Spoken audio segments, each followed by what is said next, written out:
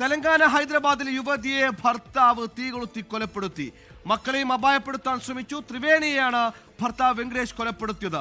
പിഞ്ചു മക്കളുടെ മുന്നിൽ വെച്ചായിരുന്നു ഭാര്യയെ മണ്ണെണ്ണയൊഴിച്ച് ഭർത്താവ് തീ കൊളുത്തിയത്. ഇത് തടയാൻ ശ്രമിച്ച മക്കളെ ഇയാൾ നിർദാക്ഷിണ്യം തീയിലേക്ക് വലിച്ചെറിഞ്ഞു. നാട്ടുകാരെത്തിയാണ് കുട്ടികളെ രക്ഷപ്പെടുത്തിയത്.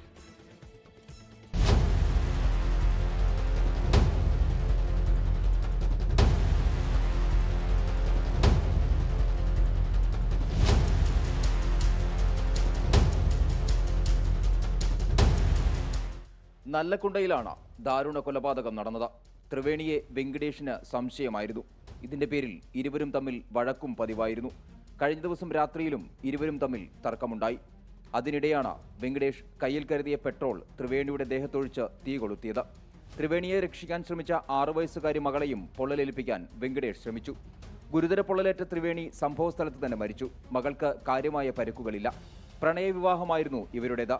പീഡനത്തെ തുടർന്ന് കുട്ടികളുമൊത്ത് ത്രിവേണി സ്വന്തം വീട്ടിലേക്ക് തിരിച്ചുപോയി. വെങ്കടേഷ് മാപ്പ് പറഞ്ഞ് തിരികെ കൊണ്ടുവന്നതിന് പിന്നാലെയാണ് കൊലപാതകം നടത്തിയത്. ഹോട്ടലിൽ ജോലി ചെയ്താണ് ത്രിവേണി മക്കളെ പഠിപ്പിച്ചിരുന്നത്. വെങ്കടേഷിനായി പോലീസ് തിരച്ചിൽ ആരംഭിച്ചു. 24 ഹൈദരാബാദ്. ലോകത്തെവിടെയായാലും ഏത് സമയത്തും 24 വാർത്തകളും ഓഗ്മെന്റഡ് റിയാലിറ്റി പാക്കേജുകളും എക്സ്പ്ലെയിനറുകളും വിശദമായി കാണാൻ ഞങ്ങളുടെ യൂട്യൂബ് ചാനൽ നിങ്ങൾക്ക് സബ്സ്ക്രൈബ് ചെയ്യാം.